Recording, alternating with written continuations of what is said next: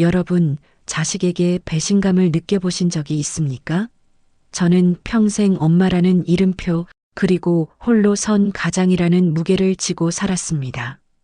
이제 60대에 제 이름 석자가 주는 무게는 밥 한 술 편히 넘기지 못하게 했습니다. 하나뿐인 딸을 남 부끄럽지 않게 키워내고자 저의 젊음을 송두리째 바쳤습니다. 남들 편히 쉴 때 낮에는 직장에서 밤에는 식당에서 일했고 자식 옷 한 벌 더 사입히려고 제 옷은 늘 헝겊이었습니다. 그 모든 희생은 지긋지긋한 살림과 책임감의 짐을 내려놓고 노년에는 혼자서라도 조용히 제 삶을 살고 싶은 꿈, 그 버팀목 때문이었습니다. 자식에게 짐 되지 않는 당당한 엄마로 남고 싶었던 마지막 자존심이었습니다. 이야기를 시작하기 전에 이 이야기가 여러분의 마음을 움직인다면 구독과 좋아요 버튼을 먼저 눌러주시면 정말 큰 힘이 됩니다. 여러분의 솔직한 응원이 저에게는 큰 위로가 될 것입니다. 딸아이가 명문대에 합격했을 때 저는 세상 다 얻은 듯이 울었습니다. 아, 이제 고생 끝이구나. 우리 딸, 이제 꽃길만 걷겠구나. 나도 이제 좀 편해질 수 있겠구나. 그저 대견하고 자랑스러웠습니다. 딸의 대학생활 용돈은 한 50만 원, 많아봐야 70만 원 정도면 충분하지 않을까 막연히 생각했습니다. 제가 젊은 시절 딸 학비 마련하려 밤낮 없이 일하며 제 꿈을 포기해야 했던 기억이 너무나 생생했으니까요. 낡은 작업복을 물려입고 버스비 아끼려 걸어 다니던 치열한 그때, 그 시절을 딸도 알 것이라고 믿어 의심치 않았습니다. 정년은 이미 훨씬 전에 지났고 퇴직금마저 바닥을 보이고 있는 60이라는 나이에 저는 마지막 남은 기력을 쥐어짜듯 모은 돈으로 노후 자금의 마침표를 찍고 있었습니다. 이제 정말 숨통이 트일 것이라 생각했습니다. 그런데 지난 주말 그 평온했던 저녁 식탁에서 딸아이가 제게 청천벽력 같은 말을 던졌습니다. 엄마, 저 한 달에 용돈으로 150만 원만 주세요. 150만 원? 제 귀를 의심했습니다. 제가 젊은 시절 밤낮 없이 일해서 받던 월급과 맞먹는 금액이었습니다. 젓가락을 들고 있던 제 손이 미세하게 떨리는 것을 느꼈습니다. 그 순간 제 모든 것이 와르르 무너져 내리는 듯 했습니다. 일생을 바쳐 지키려던 저의 작은 세계가 이 한마디에 송두리째 흔들리는 것 같았습니다. 고생 끝에 낙이 온다던 그 약속이 홀로 키운 이 늙은 엄마에게는 끝없는 고생으로 이어질 것이라는 저주처럼 들렸습니다. 하지만 딸은 제 눈치 따위는 살피지 않았습니다. 아주 당당하게 망설임 없는 목소리로 자신의 요구를 이어갔습니다. 심지어 불만 섞인 듯한 뉘앙스까지 느껴졌습니다. 집에서 학교 다니니까 월세도 필요 없고 등록금이랑 교재비는 엄마가 따로 내주면 되잖아요. 친구들도 다 이 정도는 써요. 식비, 교통비, 꾸민비, 데이트비 등으로 이 정도는 기본이라고 생각해요. 아르바이트 하면 공부랑 대외활동에 방해되잖아요. 요즘 취업도 힘들다는데 스펙 쌓으려면 시간 없어요. 친구들도 다 이 정도는 쓴다. 이 한마디가 제가 홀로 감내했던 지난 삶의 모든 노력을 부정하는 것만 같았습니다. 제가 너무 물정을 모른 걸까요? 아니면 제 딸아이가 이 세상 물정을 너무 모르는 걸까요? 혹은 제가 가장 두려워하는 것이 현실이 되어 딸이 제가 모르는 또 다른 세상을 살고 있는 걸까요? 제 머릿속은 수많은 질문들로 가득 찼고 식어가는 밥을 삼키는 것이 피를 토하는 듯 고통스러웠습니다. 그날 밤 저희 집 식탁에는 묘한 침묵과 함께 먹구름이 드리워졌습니다. 딸의 해맑은 눈빛 속에서 저는 저의 미래가 무너지는 소리를 들었습니다. 노후를 위한 제 작은 밭에 딸의 150만 원 요구가 마치 거대한 망치로 내리친 듯 파편이 튀는 소리가 났고 그 파편들이 황혼역에 다다른 홀로 선 저의 심장을 후벼 팠습니다. 그날 밤부터 저는 지옥에 살았습니다. 한 달 150만 원이라는 숫자는 거대한 암흑처럼 저의 노후를 집어삼키는 듯 했습니다. 잠을 잘 수가 없었습니다. 베갯 잇은 제 눈물과 땀으로 축축하게 젖어들었습니다. 침대에 누워 천장만 멀뚱히 바라보다 결국 일어나 식탁에 앉아 불을 켰습니다. 낡은 탁상 달력을 펼치고 샤프펜으로 숫자를 끼적이기 시작했습니다. 새벽 내내 계산하고 또 계산했습니다. 연간 1,800만 원. 딸이 졸업할 때까지 4년이면 용돈만 무려 7,200만 원, 7,200만 원이라니. 그게 어떤 돈인데. 제가 홀몸으로 아등바등 살며 남들보다 몇 곱절 더 피땀 흘려 모은 돈이었습니다. 낡은 몸뚱이 하나 기댈 곳 없이 오직 이 악물고 버텨가며 단 한 푼이라도 아끼려고 발버둥 쳐서 모아놓은 저의 마지막 희망이었습니다. 그 돈이면 제가 쓰러졌을 때 딸에게 짐 되지 않고 병원비라도 낼 수 있었습니다.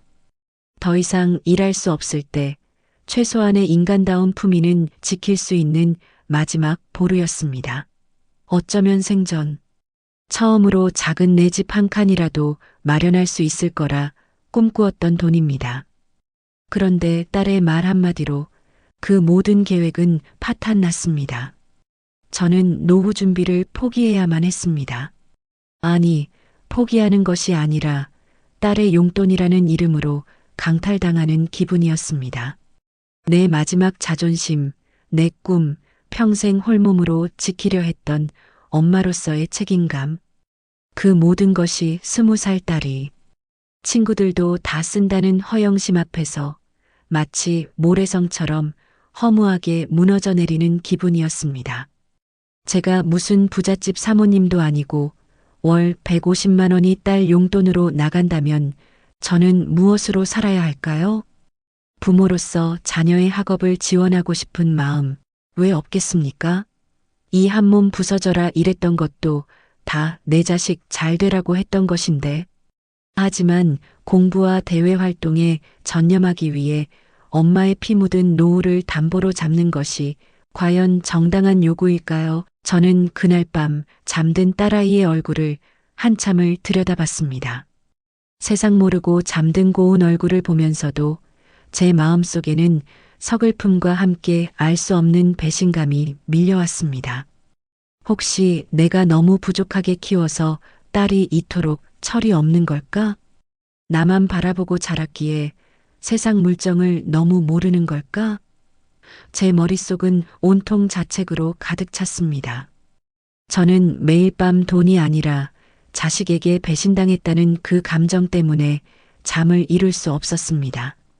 딸의 말 속에는 이 정도는 엄마가 당연히 해줘야지 하는 무언의 권리의식이 느껴졌습니다. 평생을 홀로 짊어졌던 가정의 짐보다 지금 이 순간 딸에게 느낀 서글픔이 더 무거웠습니다. 저는 매일 밤 어떻게 해야 할까라는 질문 앞에서 찢어질 듯한 고통을 느꼈습니다. 답은 보이지 않았습니다. 제 심장은 서서히 차가운 돌덩이가 되어가는 것만 같았습니다.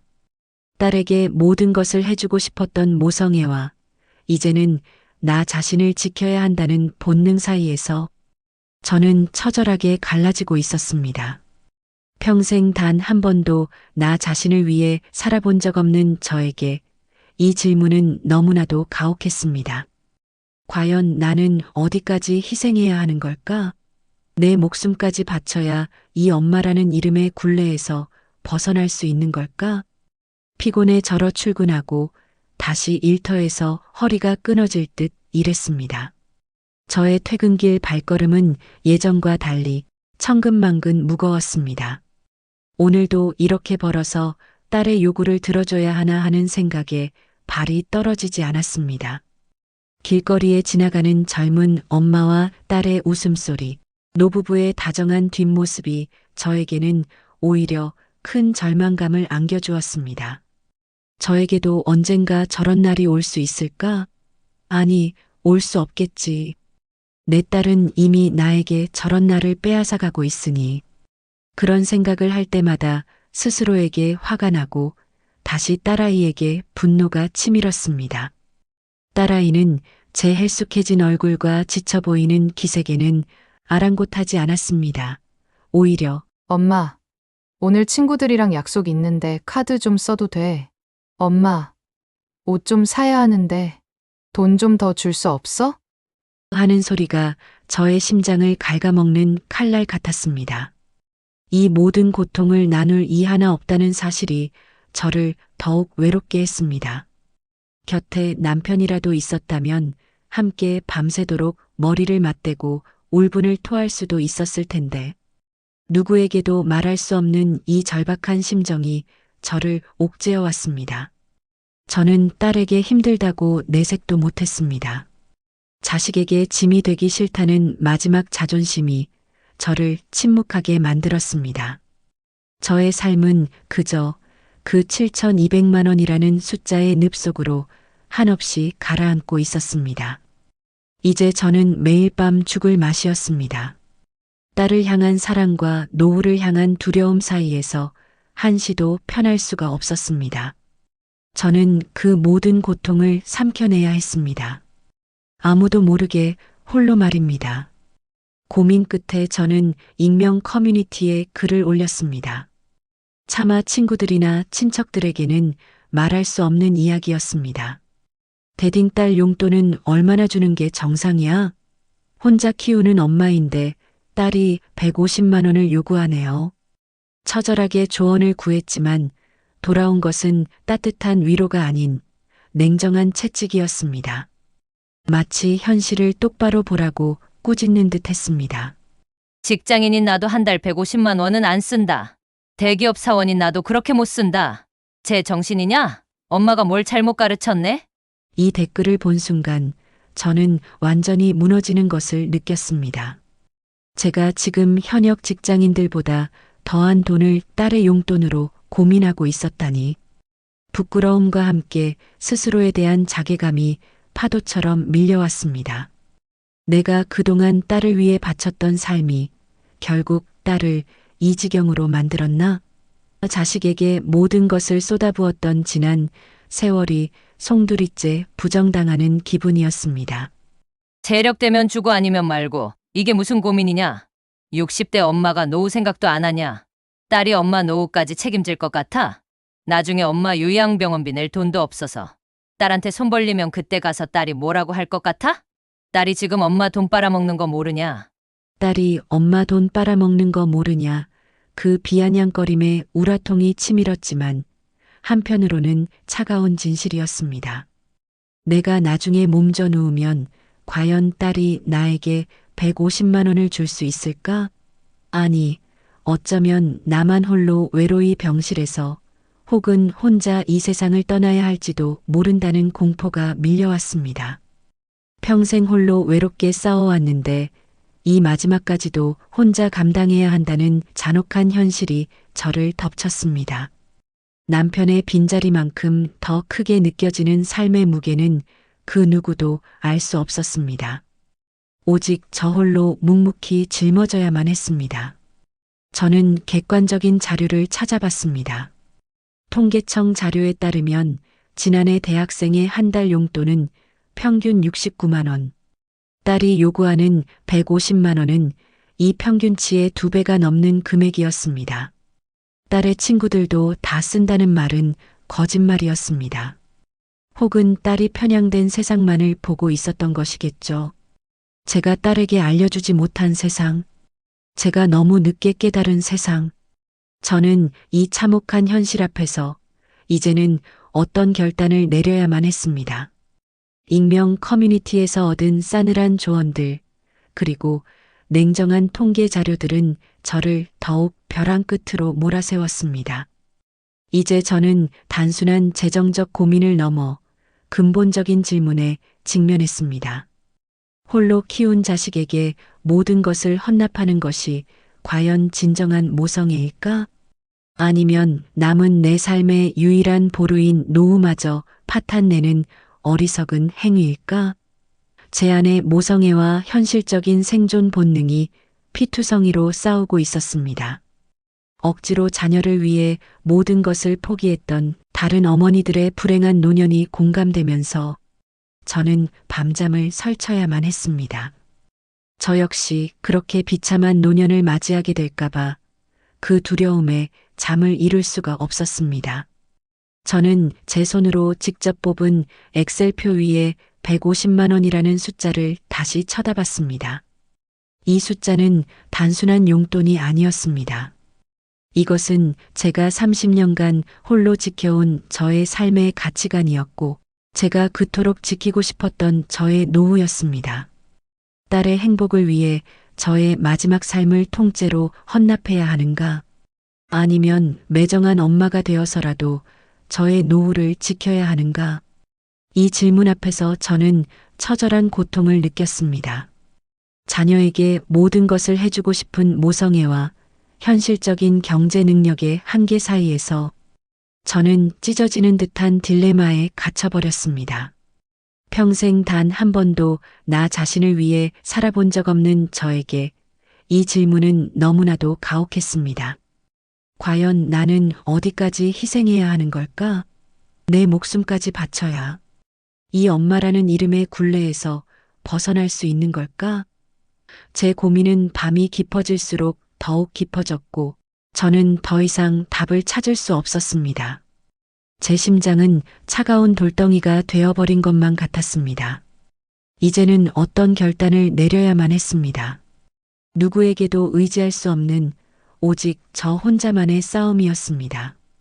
저는 이 고독한 싸움에서 반드시 승리해야만 했습니다. 나의 남은 삶, 나의 노후, 그리고 나의 존엄성을 위해서 말입니다. 새벽 이슬이 맺힌 창밖을 바라보며 저는 밤을 꼬박 지새웠습니다. 낡은 손바닥을 뒤집어 보니 희미하게 새겨진 굳은 살들이 저의 지난 삶을 증명하는 듯 했습니다. 이 굳은 살 하나하나가 제가 딸을 위해 바쳤던 시간의 기록이었습니다.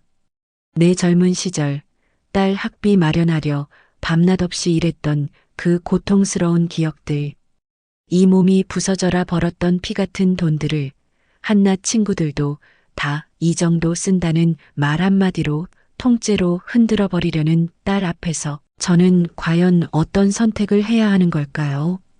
제 머릿속은 수만 번의 시뮬레이션으로 뒤엉켰습니다. 그래, 까짓거 7,200만 원. 내가 4년 더 일하면 되지. 하지만 그 생각은 허공으로 흩어지는 연기처럼 사라졌습니다. 이제 60대, 무릎은 시큰거리고 눈은 침침하며 허리 통증은 만성처럼 저를 괴롭힙니다. 병원에서 쉬라는 소리를 들은 지가 언제인데 4년 더라는 말이 과연 이 몸으로 가능한 일일까? 혹시 내가 쓰러지기라도 한다면? 그때는 누가 나를 돌봐주며 누가 이 모든 짐을 감당해 줄까?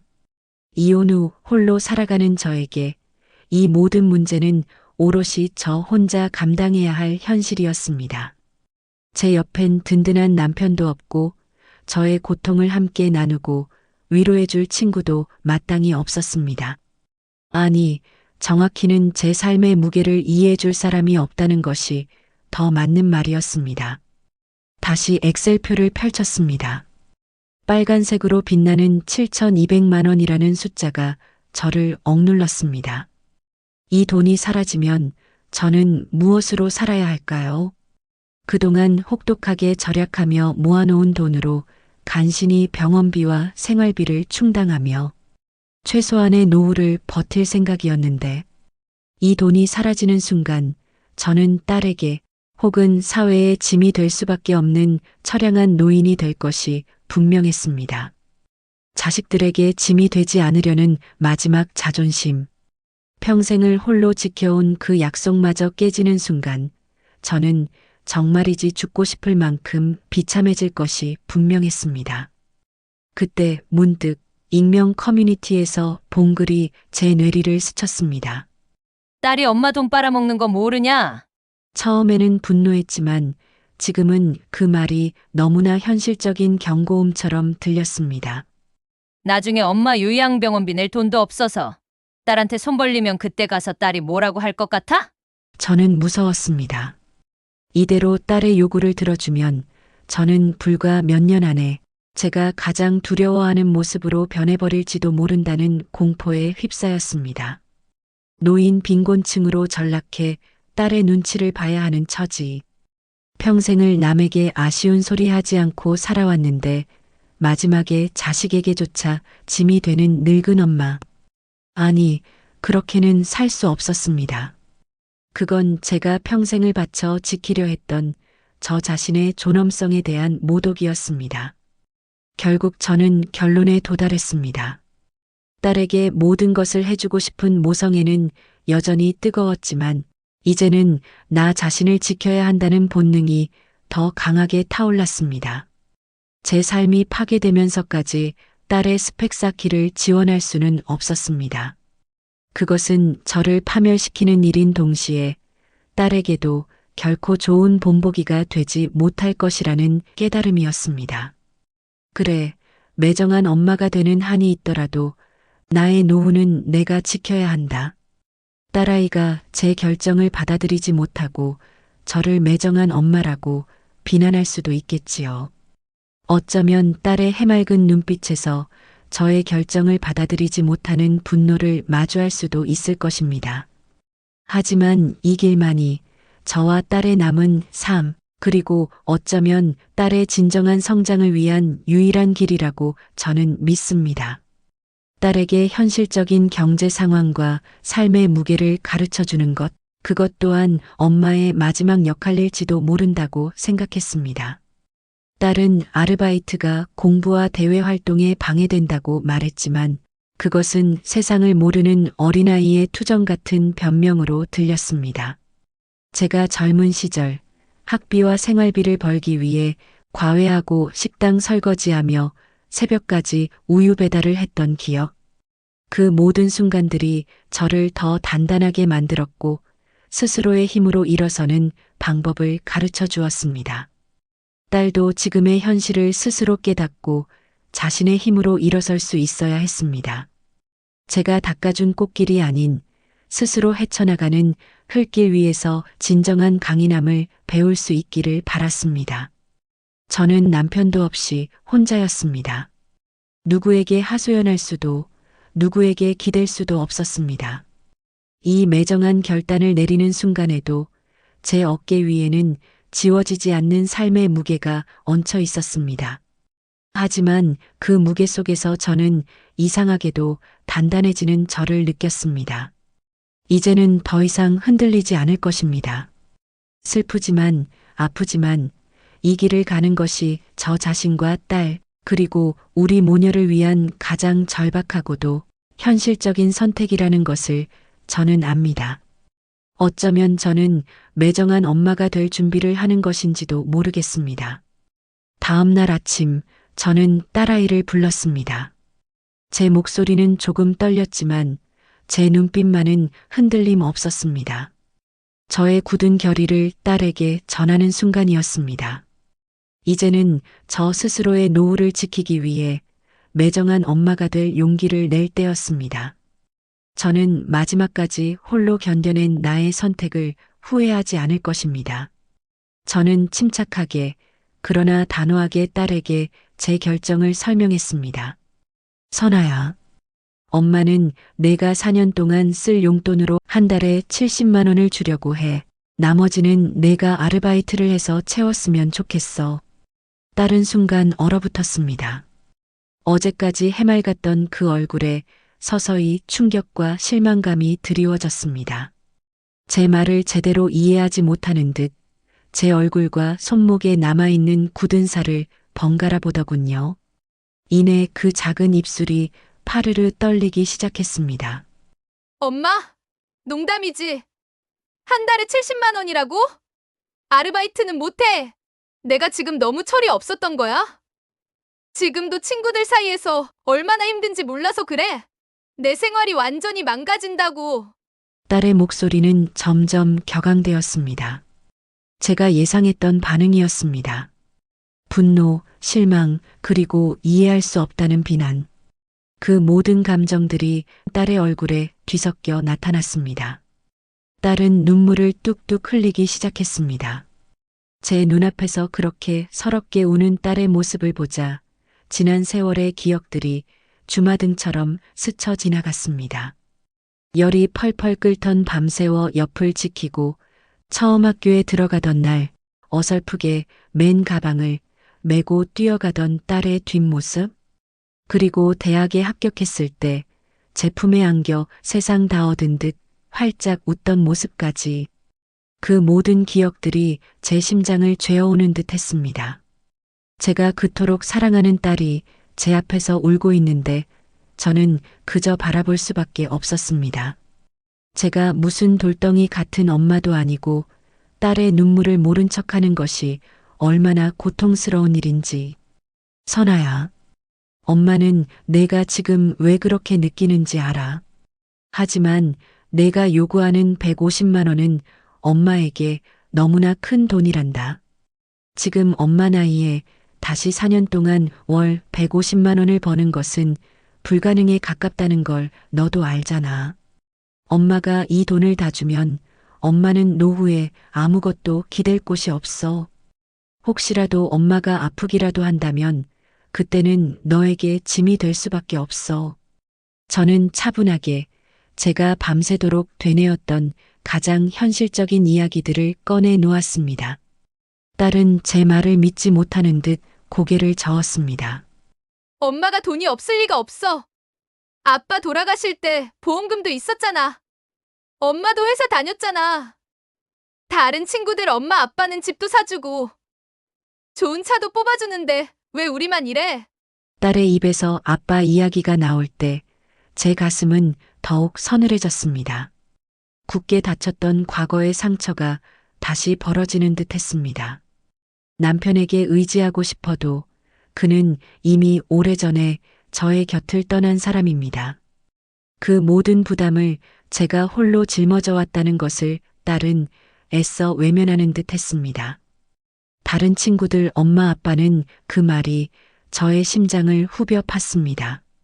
평생을 홀로 고생하며 남들 못지않게 키웠다고 생각했는데 결국 딸에게 저는 다른 친구들 부모님보다 부족한 엄마일 뿐이었나 하는 자괴감이 밀려왔습니다.